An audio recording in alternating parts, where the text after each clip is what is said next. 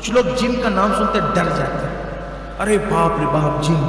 جیسے ہم مخلوق ہیں ویسے وہ بھی مخلوق ہے،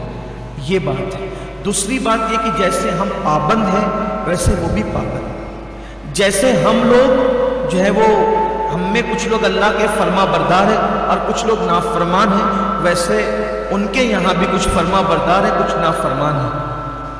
جس طریقے سے ہمارے یہاں کچھ لوگ مسلمان ہیں کچھ غیر مسلم ہیں، ویسے ان کے یہاں بھی کچھ لوگ مسلمان ہیں کچھ لوگ غیر مسلم ہیں۔ اسی طرح سے ہمارے یہاں جیسے فرقے شیعہ سنی وہابی وغیرہ، ویسے ان کے یہاں بھی فرقے ہیں۔ تو اس طریقے سے تو ان سے ڈرنا نہیں چاہیے، البتہ یہ ہے کہ وہ آپ کا نقصان نہیں کر سکتے جب تک اللہ نہ چاہے،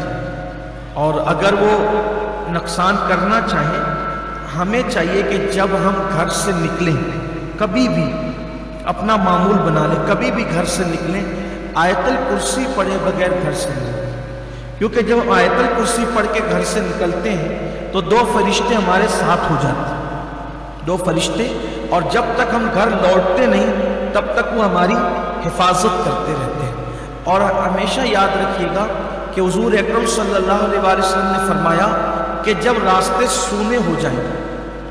یہ حدیث پاک، کچھ لوگ بڑی بہادری بھی کرتے ہیں، ان کو یہ بات سمجھنا چاہیے، جب راستے سونے ہو جائیں، خالی ہو جائے رات کو راستے، تو آقا فرماتے ہیں پھر ان سونے اور خالی راستوں پہ نہ چلا کرو، کیونکہ اللہ تعالیٰ اپنی دوسری مخلوق کو پھر چھوڑتا ہے اور اجازت دیتا ہے پھر وہ چلتے ہیں۔ اسی طرح مسجد میں رات میں جو ہے وہ اکیلے نہ رہا کرو، اپنے گھر میں بھی بڑے کمرے میں اکیلے نہ سویا کرو۔ اسی طرح رات جب ہو جائے اور قبرستان میں کوئی نہ ہو، اکیلے قبرستان نہ جایا کرو۔ یہ احتیاطیں بتائی گئی، کیونکہ ہمارے علاوہ اور بھی مخلوق ہیں، ان مخلوق کو بھی چھوڑا جاتا ہے، اور اگر آپ کو جانا ہی پڑے تو یہ دعا 3 مرتبہ، جہاں ایسا لگتا ہے کہ کسی اور مخلوق کا خوف اور خطرہ لگتا ہے تو اس وقت آپ کو یہ پڑھنا چاہیے، اعوذ بکلمات اللہ التامات من شر ما خلق، اعوذ بکلمات اللہ التامات من شر ما خلق،